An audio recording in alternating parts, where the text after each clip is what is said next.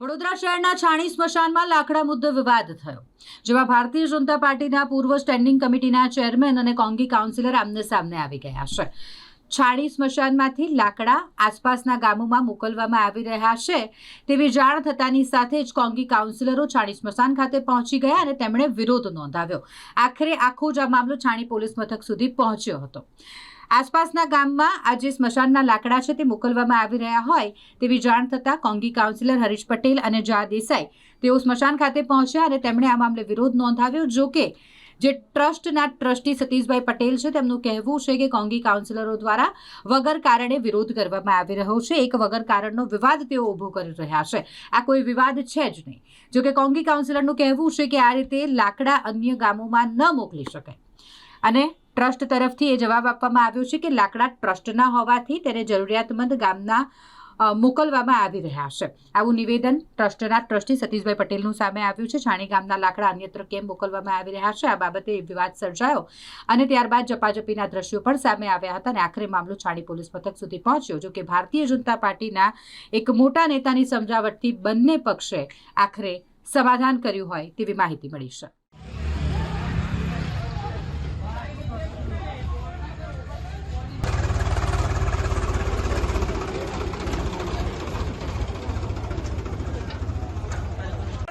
Contract અમે અમારો જ વિરોધ છે, જોઈ લો બસાનો બાબત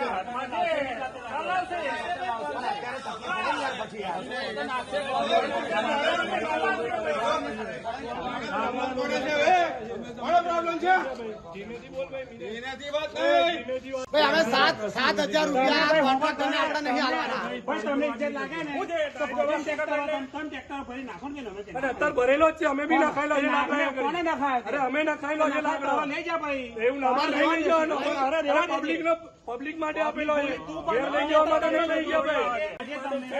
જો સ્મશાન, આજોડ સ્મશાન, પદમલા સ્મશાન, છોકરા સ્મશાન, અમે સ્મશાનને દાન કરીએ. પણ આપડે આ છાણીના લોકો વાપરે, આપડે એરિયાનો વાપરે, શું વાંધો છે?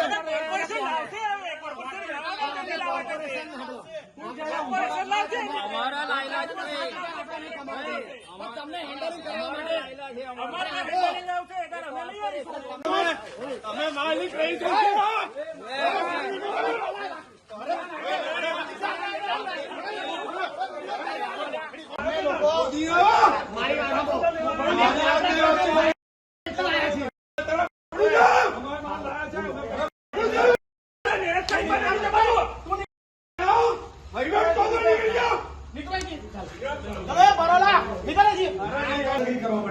ના તારે કહેવા જ ના આવવાનું હોય ને. અમને ખબર પડી લાકડા કોર્પોરેશન ના છે, એવું નહીં. અમને ખબર પડી કે લાકડા ઉઠાવે છે તો આમાં આવતો પડે કે લાકડા કોણ લાકડા કોર્પોરેશન આ તો કહેવાયેલું તું. ટ્રેક્ટર ભરે છે, એવું પણ ટ્રેક્ટર ભરે, બધું ભરે, નાખવા આવે તો કહેવાયેલું ભાઈ.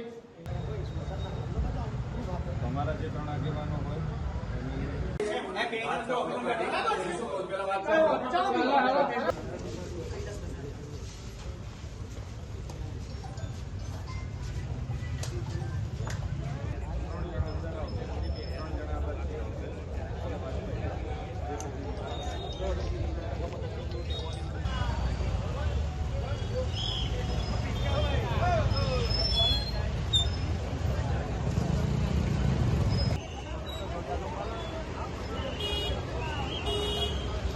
પેલા પડીકા લેવાનો બાકી છે, પતાસા વેચવાના છે. હા એ જ કહું છું ભાઈ. હા, આપને ખ્યાલ જ છે, વડોદરા શહેરમાં સ્મશાનોનો વિવાદ છે ને શમતો જ નથી. આજે સવારે બી ખાસવાડી સ્મશાનમાં લાકડા ભીના હતા. છાણી સ્મશાન ધર્માદા ટ્રસ્ટ દ્વારા વર્ષોથી સંચાલન થાય છે, પણ હવે એ કોર્પોરેશનના હસ્તકે છે છેલ્લા એકાદ મહિનાથી.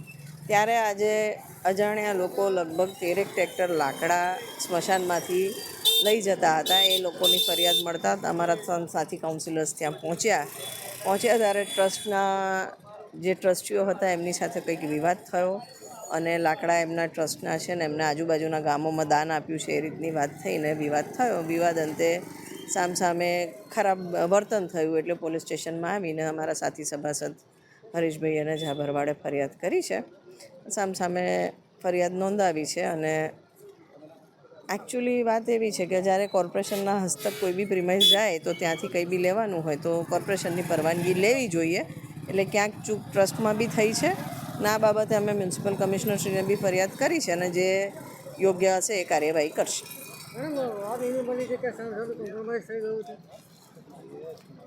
વેલ, વાત તો ટ્રસ્ટવાળા હોય કે કોર્પોરેટર્સ હોય બંને પબ્લિકના હિતની જ કરતા હતા. ગામના લોકો જ્યારે ટ્રસ્ટને દાન આપતા હોય અને ટ્રસ્ટમાં એ દાનના પૈસા અને લાકડાનું બી દાન ગામના લોકો વર્ષોથી કરતા હોય તો ગામમાંથી જ્યારે લાકડું જતું હોય તો સ્વાભાવિકપણે ગામના અમુક લોકોને પર્ટિક્યુલરલી કોર્પોરેટર ગામના સ્થાનિક હોય તો એ બાબતે થોડો ઉશ્કેરાટ થાય અને અંતે બધા વડીલો આવ્યા અને કંઈક સમાધાન કરીને સુખદ સમાધાન થયું છે. આજે હું દરરોજની જેમ રાત્રે રાઉન્ડની અંદર નીકળ્યો હતો. છાની સ્મશાનમાં જોયું તો ટ્રેક્ટર ભરીને લાકડા લઈ જવાતા હતા. એટલે ત્યાં જઈને પૂછ્યું કે લાકડા કઈ લઈ જાઓ? તો કે અમે આજો લઈ જઈએ. એટલે મેં મારા સાથી કોર્પોરેટર પુષ્પાબેન ઝાબેન એમને બોલાવ્યા ત્યાં આગળ સ્થળ ઉપર અમે 3 કોર્પોરેટર હતા. એના પછી સતીશભાઈને કીધું ભાઈ છાની ગામના લોકોએ દાનમાં આપેલા પૈસાના લાકડા છે. લાકડા માટે આખું વર્ષ છાની ગામના લોકો લાકડાનું દાન કરે. કોઈની પર્સનલ માલિકીના લાકડા નથી. અને જે ટ્રસ્ટ ધર્માદા ટ્રસ્ટ છે એ કોઈનું પ્રાઇવેટ માલિકીનું ને અમારા બાપ દાદાઓએ ઊભું કરેલું ટ્રસ્ટ છે. અને એની અંદર છાની ગામના લોકોએ આપેલા પૈસાથી વહીવટ થાય છે કે કોઈ સતીશભાઈ કે કોઈના પર્સનલ પૈસાથી વહીવટ નહીં થતો. એટલે છાની ગામના લોકોએ જે દાન આપ્યું હોય એના લાકડા બીજા સ્મશાનોમાં લઈ જતા હોય એના બાબતે અમે ચર્ચા કરતા હતા. અને એની અંદર એમને 25-30 જણને બોલાવીને મારા સાથી કોર્પોરેટરને ફેટ પકડી મા બેન સમવાની ગારો આપી સ્મશાનમાંથી બહાર નહીં નીકળવા દઈએ એ બધી ધાક ધમકી આપી. મારી સાથે બી ગારાગારી કરી. એટલે ખરેખર આ એક નંબરની લુખાગીરી છે. અને સંસ્થાના કોઈ માલિક નથી. સંસ્થાના માલિક છાની ગામના લોકો છે, છાની ગામના વડીલો છે, છાની ગામના લોકો થકી સંસ્થા ચાલે છે. ના કે સતીશભાઈના ઘરના પૈસાથી સંસ્થા ચાલે. એટલે આ લાકડાના માલિક પણ છાની ગામના લોકો જ છે. આપના સાથે હાથાપાઈ કરી પણ હાલમાં આપ ક્યાં છો? અત્યારે અમે છાની પોલીસ સ્ટેશન, હું ને મારા સાથી કોર્પોરેટર ઝાભાઈ બંને છાલી પોલીસ સ્ટેશન.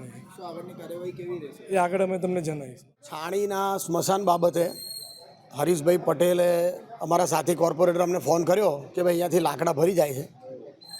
એટલે અમે કોર્પોરેટરો અહીંયા સ્મશાન આગળ આવ્યા. એટલે અમે એ લોકો લાકડા ભરતા એને પૂછ્યું કે ભાઈ તમે આ છાણી સ્મશાનમાંથી લાકડા કઈ લઈ જાઓ છો?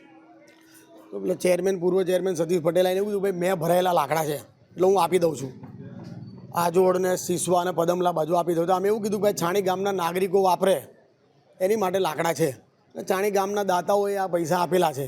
જે લોકો ડેડ બોડી લઈને આવે 1000 રૂપિયા, 2000 રૂપિયા, 5000 રૂપિયા લખાવતા હોય આપણે એની માટે આપવાના. અમે તો ખરેખર સ્મશાનો કોન્ટ્રાક્ટરને જે આપવાની વાત છે એનો અમે વિરોધ કરીએ છીએ કે ભાઈ છાણીના નાગરિકો હોય કે વડોદરા શહેરના નાગરિકો જે લોકો સ્મશાન સારી રીતે ચલાવતા હતા એ ચલાવવા જોઈએ.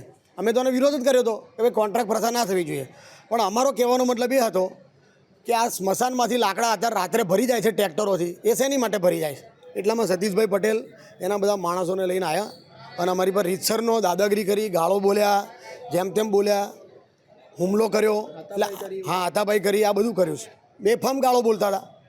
મા બેનની ગાળો બોલે. હું કોર્પોરેટર છું, હરીશભાઈ કોર્પોરેટર છે, તો અમે પૂછવા તો જઈએ ને કે હવે તમે શું કરો છો?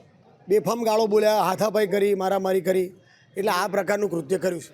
સ્મશાન અમે છેલ્લા 50-60 વર્ષથી ચલાવીએ છીએ. કોર્પોરેશન નક્કી કર્યું ભાઈ હવે 31 સ્મશાનો વડોદરા શહેરના કોર્પોરેશન ચલાવશે. છેલ્લા 25 દાડાથી બોર્ડ કોર્પોરેશને મારી દીધું છે અને કોર્પોરેશને હેન્ડલ કરે છે. એમાં અમને જરાક બી વાંધો નથી. કોર્પોરેશન એમની ફરજ પૂરી કરે.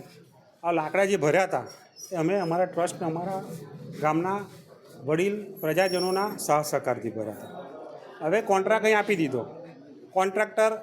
કોન્ટ્રાક્ટ પદ્ધતિથી એની જવાબદારી છે લાકડા આપવાની, થાણ આપવાની, પૂરા આપવાની, છેલ્લા દાડની કીટ આપવાની. એ આપીને કોર્પોરેશનમાં જે 7000 રૂપિયા લખી એને આપવાના હોય તો લેતા હોય છે.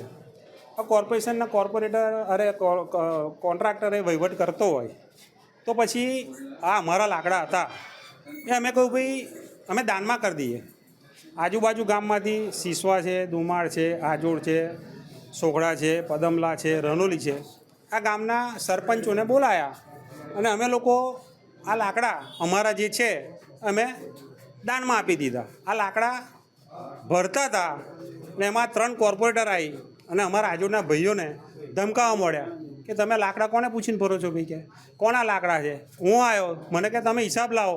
મેં કહું ભાઈ તું હિસાબ મારી કન માગનારો કોણ? છેલ્લા 50 વર્ષથી અમે વહીવટ કરીએ છીએ અને આજે 15 વર્ષમાં તું આજે હિસાબ માગવા આવે છે? તારી કન હિસાબ હોય એટલે મેં કહું તારા કોર્પોરેશન લાકડાનું હોય તો કશું ના બોલ્યા ભરાન થોડી બાપા મગજમારી થઈ અમે આજોડવાળા ભાઈઓને જે ધમકાયા છે એટલે એ લોકો પોલીસ સ્ટેશનમાં અરજી આપવાયા છે એ મને ખબર નહીં આવજો આ મોટું ટોરું છે ભાઈ વિસ્તારનું ટોરાની અંદર શું થાય ખબર ના પડે આ જન આક્રોશ છે લોકસેવાનું કામ છે કોર્પોરેટરો કોંગ્રેસ એની પોતાની ખીચડી પકાવવા અહીંયા આવે છે અહીં આગળ ખીચડી કોઈની પાકવાની નહીં અને પાકવા દેવાના પણ નહીં.